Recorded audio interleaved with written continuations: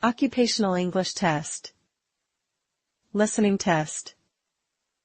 This test has 3 parts. In each part, you'll hear a number of different extracts. At the start of each extract, you'll hear this sound. You'll have time to read the questions before you hear each extract, and you'll hear each extract once only. Complete your answers as you listen. At the end of the test, you'll have 2 minutes to check your answers. Part A. In this part of the test, you'll hear 2 different extracts. In each extract, a health professional is talking to a patient. For questions 1 to 24, complete the notes with information that you hear. Now, look at the notes for Extract 1. Extract 1, questions 1 to 12. For questions 1 to 12, complete the notes with a word or short phrase that you hear. You now have 30 seconds to look at the notes.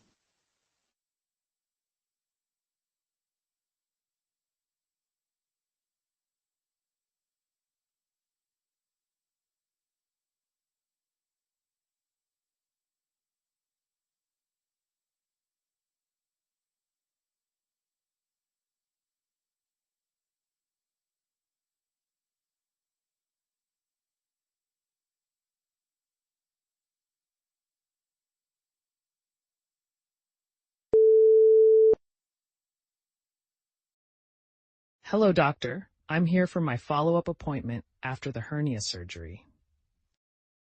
Good morning. I'm glad to see you. How have you been feeling since the surgery? Pretty good, actually. I've had minimal pain and no problems with the site of the surgery. That's excellent to hear. Just to ensure we have all your details updated, can you confirm your current medications for me? Sure. I'm on a couple for blood pressure, one for cholesterol, and I was taking an anticoagulant for the stent I had placed a few years ago.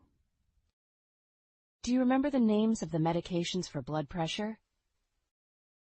I believe one is an ACE inhibitor and the other might be a beta blocker. I'm not too good with names, though. That's all right. We can check that with your pharmacy later. And the cholesterol medication? It's one of those statins, I think. Got it. And regarding the anticoagulant, are you still on clopidogrel?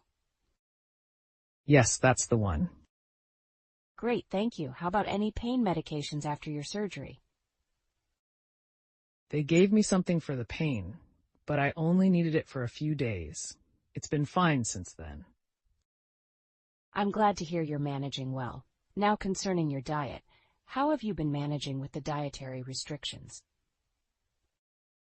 I find it tough to stay away from fast food, but I'm trying. It's just easier sometimes with my schedule. I understand. It can be challenging. I think a consultation with a dietitian could be helpful for you. They can provide tailored advice and simple meal planning tips that fit your lifestyle. That sounds good. I could use some help in that area. Perfect. We'll arrange that. You mentioned ongoing hip pain due to arthritis. Can you tell me more about that? Yeah, it's mostly in my right hip. It gets worse with certain movements, and by the end of the day, it's pretty sore. We should keep an eye on that and consider an updated X-ray to see if there have been any changes. We can also discuss additional pain management options. That would be great. Sometimes it's really uncomfortable. I'll make a note of that. You also mentioned shortness of breath when exerting yourself. Has there been any change or worsening in this symptom? It's about the same, mostly when I use the stairs or try to run a bit with my kids. We should definitely continue to monitor that, especially considering your history of coronary artery disease. Keeping active is good, but let's ensure it's safe for you. I appreciate that, doctor. Given your medical history, it would also be wise to schedule some follow-up blood tests. We need to keep an eye on your liver functions, especially due to the hepatitis C in your medications. Understood. When do we need to do that? I'd suggest doing it within the next 2 weeks. We'll arrange everything before you leave today. Lastly, how have you been feeling mentally, especially after stopping alcohol? It's been tough, but I'm managing. No drinking for the past 6 months. That's very commendable.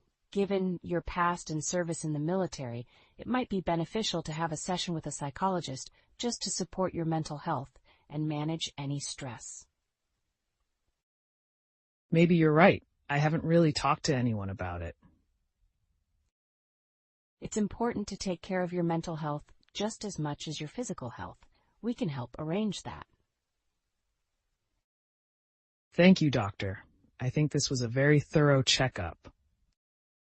You're welcome. It's my job to make sure we cover everything. We'll see you back here in about 4 to 6 weeks to review everything. If you have any concerns before then, please don't hesitate to contact us. Will do. Thanks for all your help today.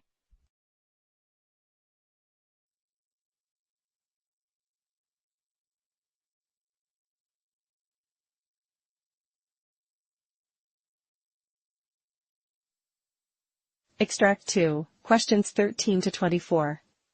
For questions 13 to 24, complete the notes with a word or short phrase that you hear. You now have 30 seconds to look at the notes.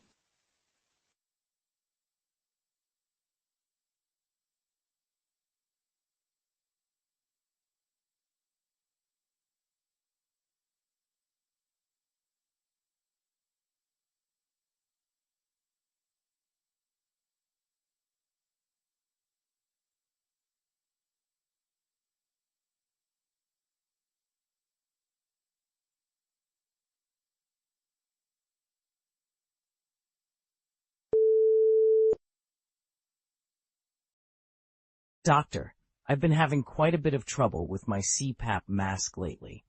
My hands get numb, and I can't seem to adjust the straps properly. They gave me a new mask every 3 months, but it's been hard to get it to fit right. I see. Adjusting to a new mask can indeed be challenging, especially with numbness in your hands.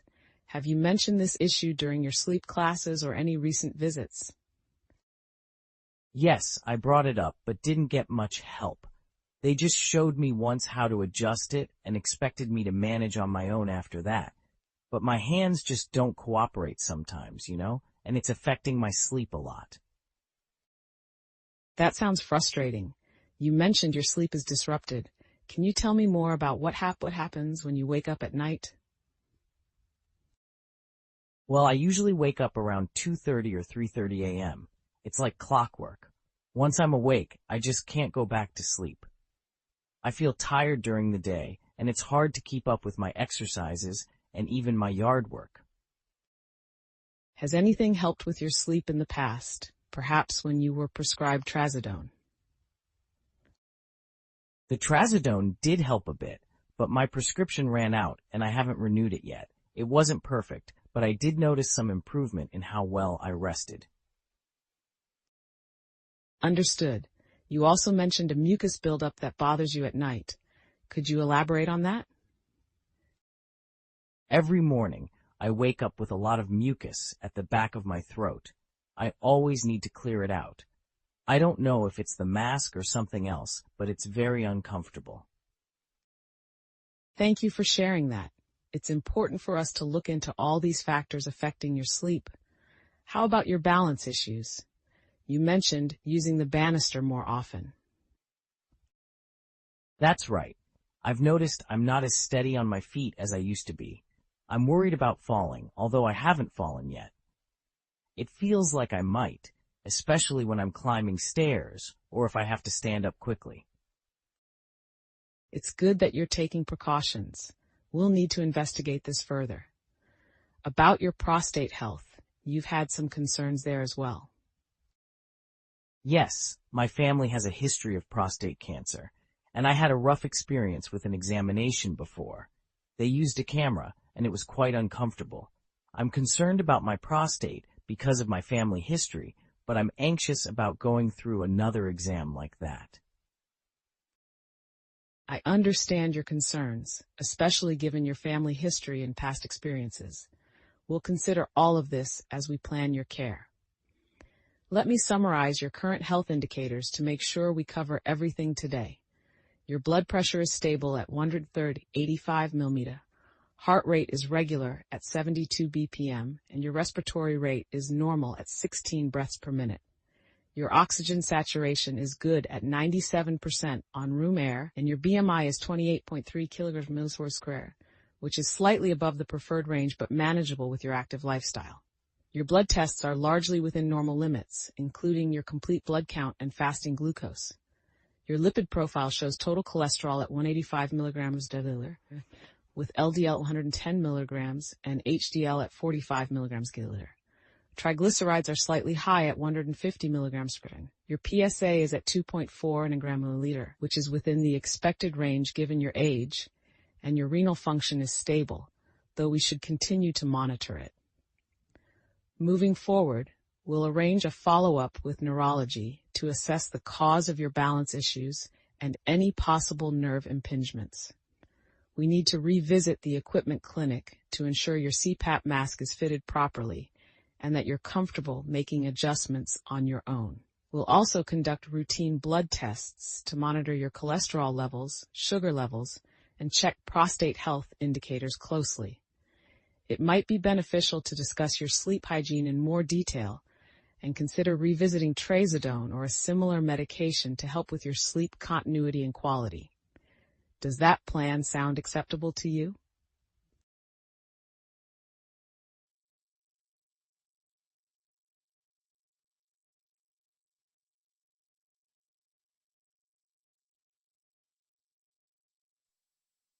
That is the end of Part A. Now look at Part B. Part B. In this part of the test, you'll hear 6 different extracts. In each extract, you'll hear people talking in a different healthcare setting. For questions 25 to 30, choose the answer A, B, or C, which fits best according to what you hear. You'll have time to read each question before you listen. Complete your answers as you listen. Now look at question 25.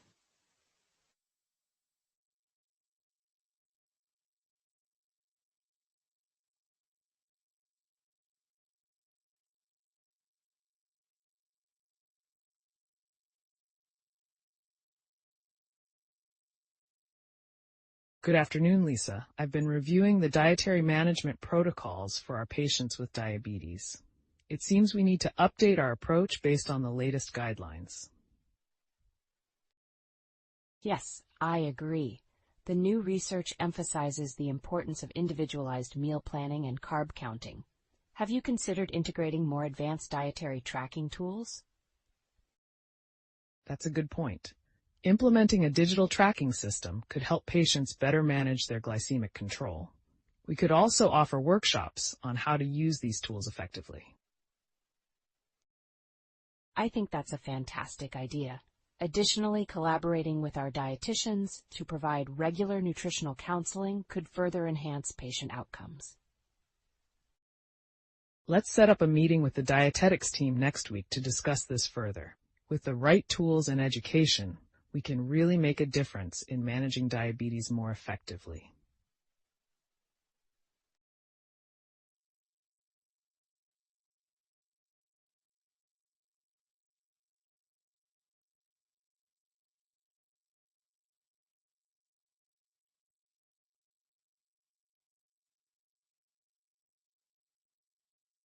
Now look at question 26.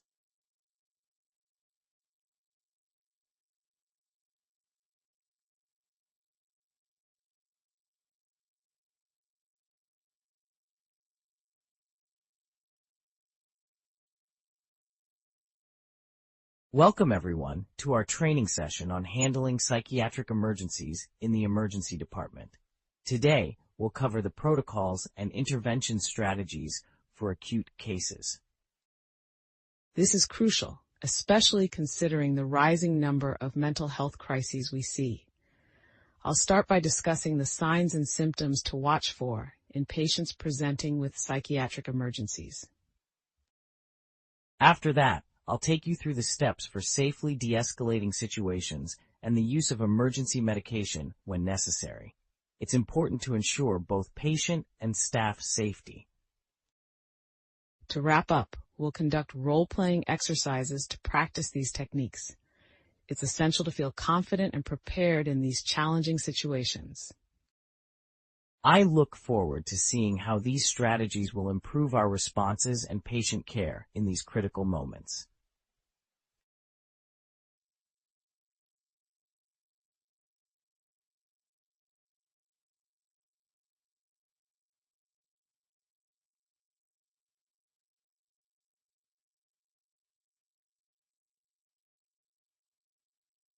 Now look at question 27.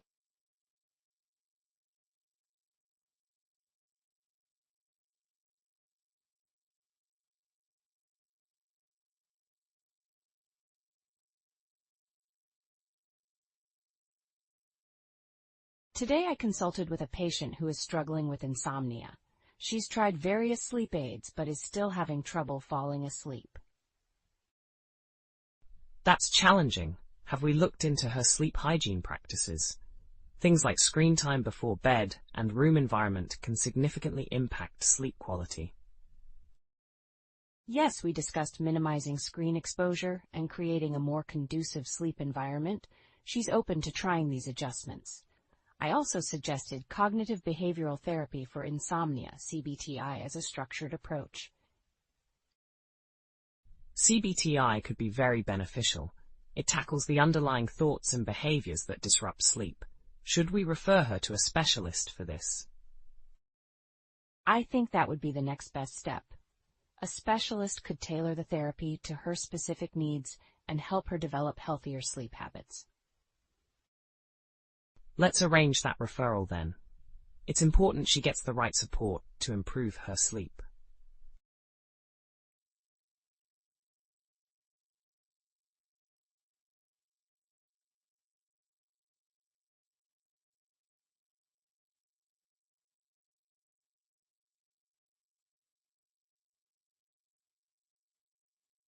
Now look at question 28.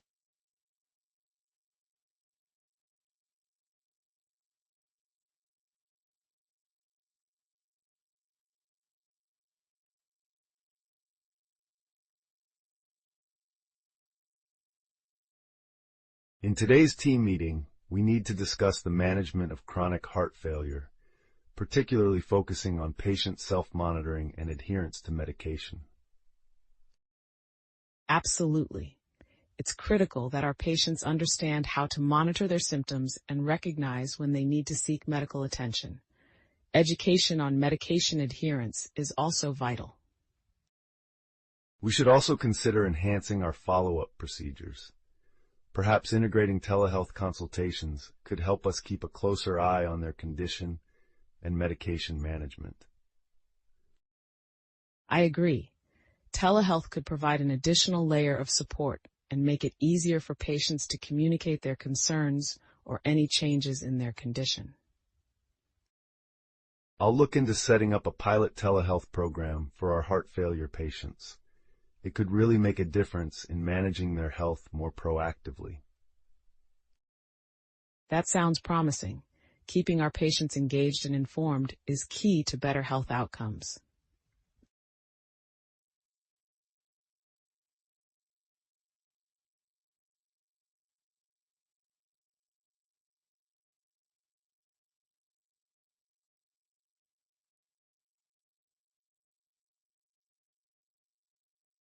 Now look at question 29.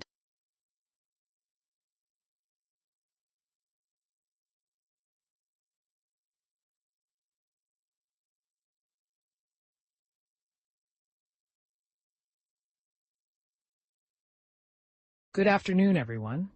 Today's discussion focuses on the integration of genetic counseling in routine patient care, particularly for those at risk of hereditary diseases. That's a critical development.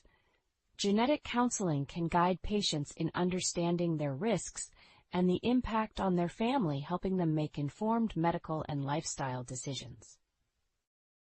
Indeed, And by utilizing genetic testing, we can provide personalized care plans that potentially prevent or mitigate the onset of hereditary conditions. It's also important that we ensure our patients' privacy and handle this sensitive information with the utmost care.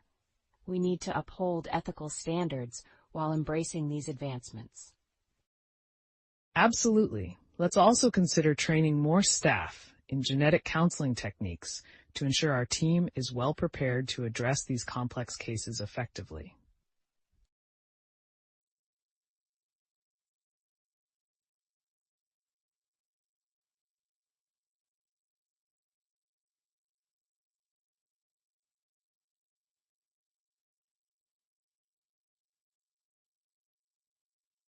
Now look at question 30.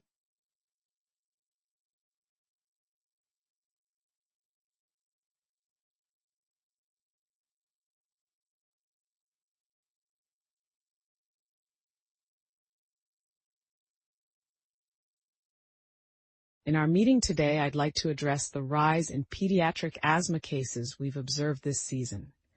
It's becoming a significant concern. Yes, I've noticed that trend. Do we have an updated protocol on environmental assessment and management for these patients? Not yet, which is something we need to develop. Assessing home and school environments for allergens and irritants can help us tailor more effective management strategies for these young patients. That's a good point. Additionally, educating parents and teachers about asthma triggers and proper inhaler techniques is crucial. Indeed, let's organize a series of workshops for parents and school staff. Education is key to managing these cases and preventing emergency visits. I'll coordinate with the pediatric and community health teams to get these initiatives up and running. It's vital we tackle this proactively.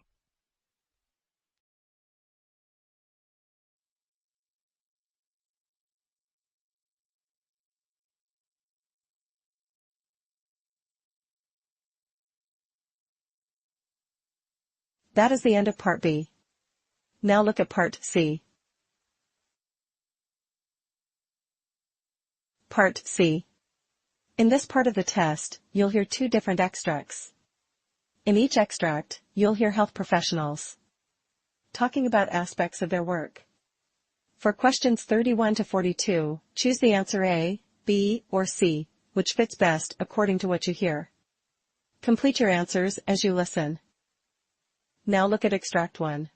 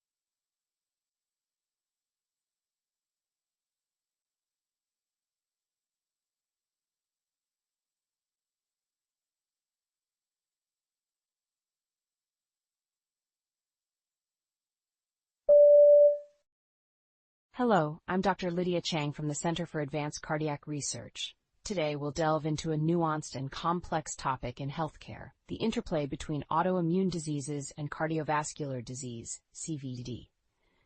This intersection represents a critical area of study due to the significant implications for patient management and outcomes. Autoimmune diseases where the immune system mistakenly attacks the body's own tissues can affect any part of the body, including the heart and blood vessels. This systemic inflammation often leads to an increased risk of cardiovascular diseases, which remain the leading cause of death globally. Research published in the Journal of the American College of Cardiology highlights that patients with autoimmune conditions such as rheumatoid arthritis, RA, and systemic lupus erythematosus, SLE, are at a 50% higher risk of developing CVD compared to the general population. A case that illustrates this connection involved a patient named Sophia, a 45-year-old woman diagnosed with systemic sclerosis, an autoimmune disorder characterized by hardened skin and connective tissue. Sophia was referred to a cardiologist after experiencing episodes of severe chest pain and shortness of breath. Further investigation revealed that she had developed pulmonary arterial hypertension, PAH, a common cardiac complication of systemic sclerosis. PAH is a type of high blood pressure that affects the arteries in the lungs and the right side of the heart, leading to right ventricular failure if left untreated. Sophia's treatment plan underscores the complexity of managing such patients. It involved immunosuppressive therapy to control her systemic sclerosis and targeted medications for PAH, including endothelin receptor antagonists and phosphodiesterase 5 inhibitors, which help lower blood pressure in the lungs and improve heart function. Her case required a multidisciplinary approach involving rheumatologists, cardiologists, and pulmonologists to coordinate her care and optimize her treatment outcomes. The pathophysiological mechanisms at play in autoimmune-related CVD primarily involve chronic inflammation and autoantibodies that target cardiovascular tissues. These mechanisms contribute to atherosclerosis, myocarditis, and vascular stiffness, each of which can precipitate or exacerbate CVD.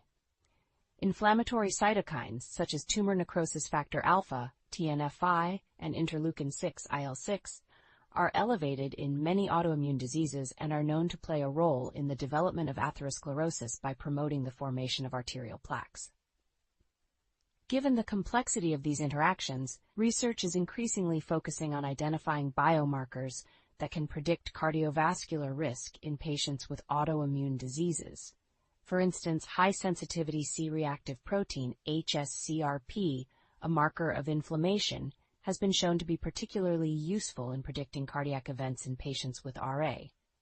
Preventive strategies are also pivotal in this patient population. This includes aggressive management of traditional cardiovascular risk factors such as hypertension, hyperlipidemia, and diabetes.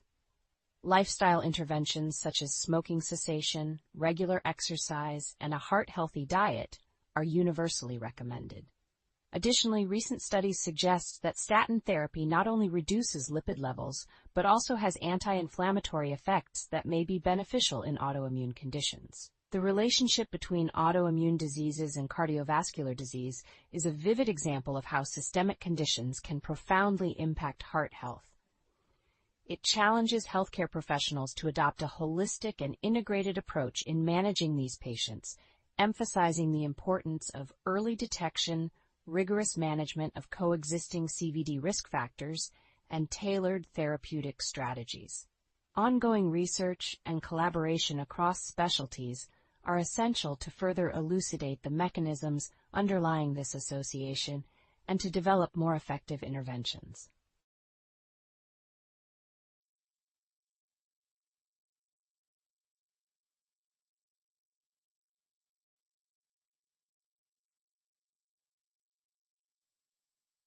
Now look at Extract 2. Extract 2, questions 37 to 42. You now have 90 seconds to read questions 37 to 42.